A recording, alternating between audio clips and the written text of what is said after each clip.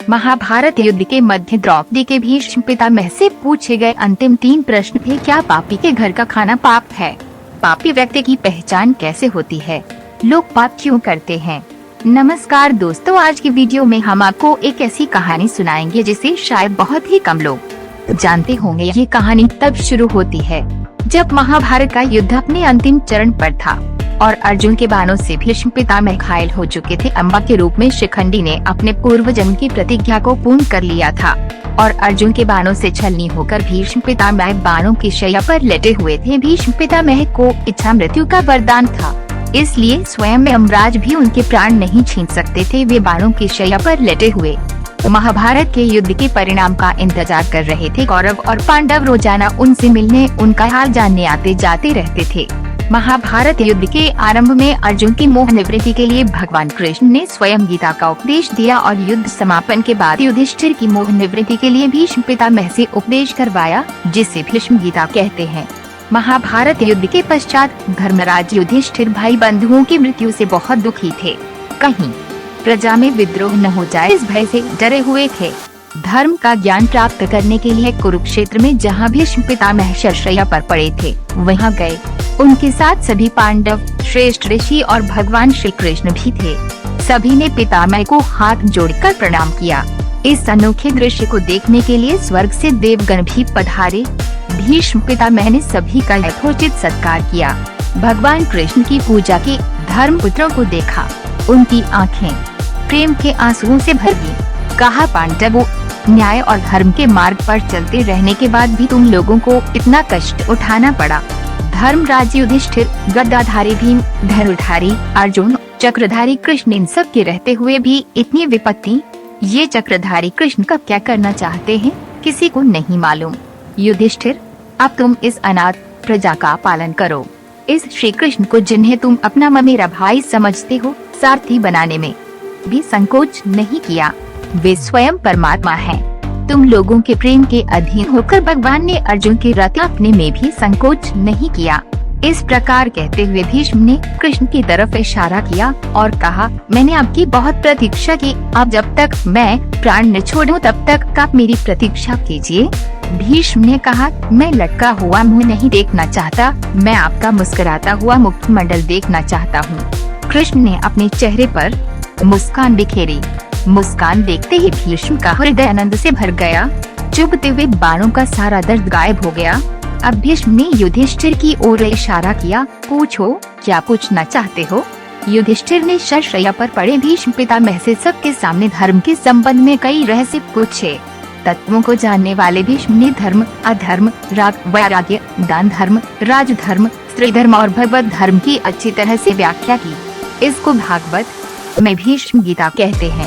एक दिन रानी द्रौपदी के साथ 5 पांडव भी उनसे मिलने पहुँचे और पितामह के चारों ओर खड़े हो गए। तब धर्मराज युधिष्ठिर ने उन्हें प्रणाम करके उनसे राजनीति, कूटनीति, धर्म, अधर्म जैसे बिंदुओं पर बात की। भीष्म पितामह पांडवों को उपदेश करने लगे। सभी पांडव द्रौपदी सहित उनके उपदेशों को ध्यान से सुन रहे थे, परंतु उन उपदेशों के बीच रानी द्रौपदी अचानक से खिलखिलाकर हंस पड़ी। द्रौपदी को हंसता देख भीष्म पितामह ने आहत होकर उपदेश देना बंद कर दिया। 5 पांडवों को भी द्रौपदी का ये व्यवहार पसंद नहीं आया। सभी एकदम शांत हो गए। कुछ क्षण के बाद पितामह भीष्म द्रौपदी से पूछने लगे, हे पुत्री, तुम पांचाल नरेश की पुत्री और एक सम्मानित कुल की बहू हो। तुम्हारा अचानक से हंसना 2 बातों को उजागर करता है।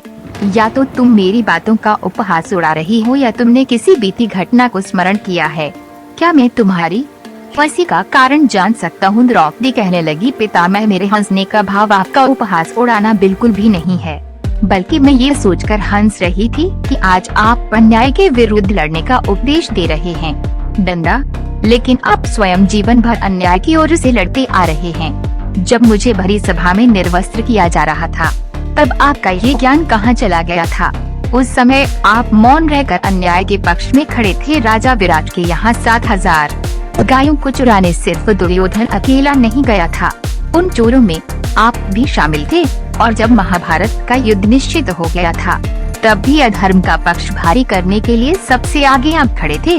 और आज आप पांडवों को धर्म अधर्म की बातें सिखा रहे हैं। मुझे यही सोचकर हंसी आई थी। द्रौपदी के नुकीले बाणों की तरह चुभने वाली बातें सुनकर भीष्म पितामह की आंखों में आंसू आ गए। वे कुछ क्षण बाद बोले, हे पुत्री, आज तुम्हारी बातें सचमुच मुझे सोचने पर मजबूर कर रही है, परंतु अब मैं विवश हूँ और आज जो मैं इन बाणों की शैया पर पढ़ा हूँ इसमें भी मेरा स्वयं का दोष है।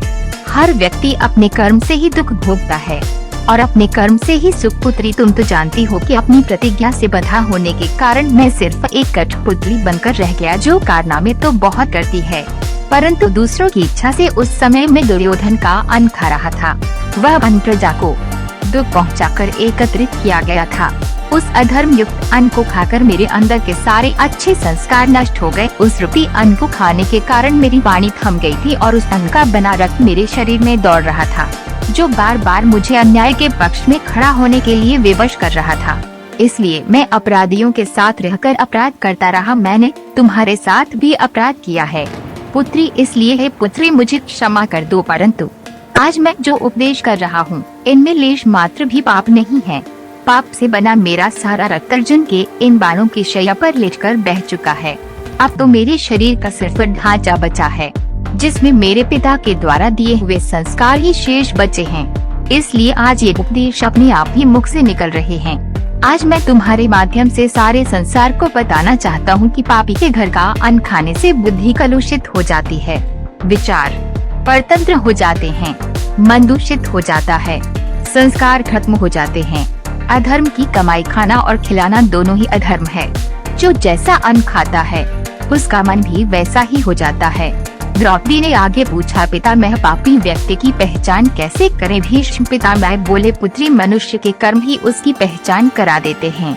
यदि किसी कर्म से जनवरी हानि होती है, किसी की भावनाएं आहत होती हैं, किसी को दुख पहुंचता है, तो निश्चित रूप से वे कर्म धर्म युक्त नहीं है। दूसरी बात, जो व्यक्ति अपना स्वार्थ सिद्ध करने के लिए धर्म और सत्य के मार्ग से अलग हटकर चलता है, सत्य को दबाने का प्रयास करता है, जो समय आने पर सत्य के पक्ष में खड़ा न हो सके, उसे आप निश्चित ही पाप की कमाई खाने वाला समझिए। पापी व्यक्ति धर्म की प्रशंसा तो करेगा, भीड़ में उनके साथ भी चलेगा, परंतु आवश्यकता पड़ने पर जो मौन रहे तो समझ लेना कि वे यह पाप की कमाई खाने वाला है। दुनिया में लाखों प्रकार के पापी हैं, उन्हें समझना और पहचानना बड़ा कठिन है। पुत्री, ऐसे लोगों की अवसर आने पर ही पहचान होती है। द्रौपदी ने पितामह से पूछा, पितामह, लोग पाप क्यों करते हैं? भीष्म पितामह बोले, पुत्री, अज्ञानता, असंतोष, अत्यंत लोभ पाप के कारण है। या तो व्यक्ति बिल्कुल ही मूर्ख हो, जिसे धर्म अधर्म अच्छे बुरे का ज्ञान न हो, वह व्यक्ति देखा देखी किसी के बहकावे में आकर पाप में प्रवृत्त हो जाता है।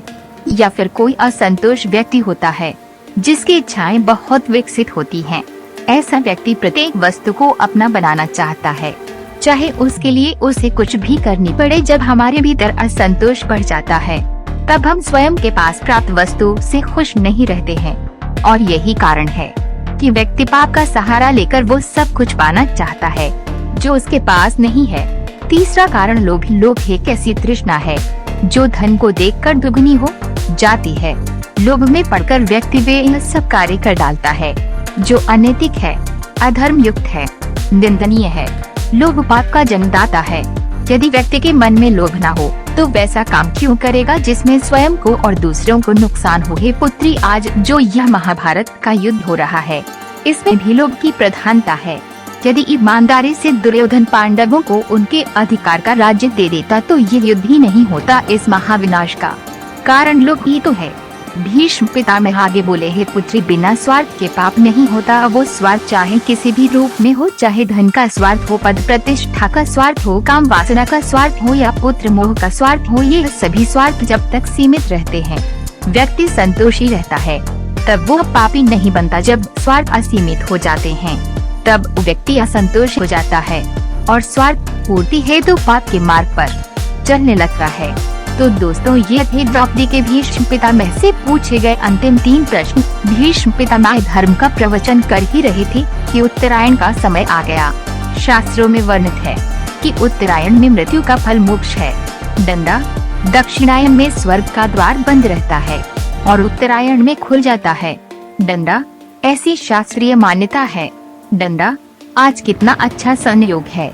डंडा, समय भी उत्तरायण और सामने कृष्ण भी उत्तरायण। उत्तरा के गर्भ में जाकर परीक्षित की रक्षा करने वाले भगवान भी तो उत्तरायण हैं। माघ शुक्ल पक्ष एकादशी का दिन था। डंडा, अब इससे अधिक शुभ घड़ी कब आएगी? पितामह की इच्छा पूरी हुई। एकादशी का दिन था।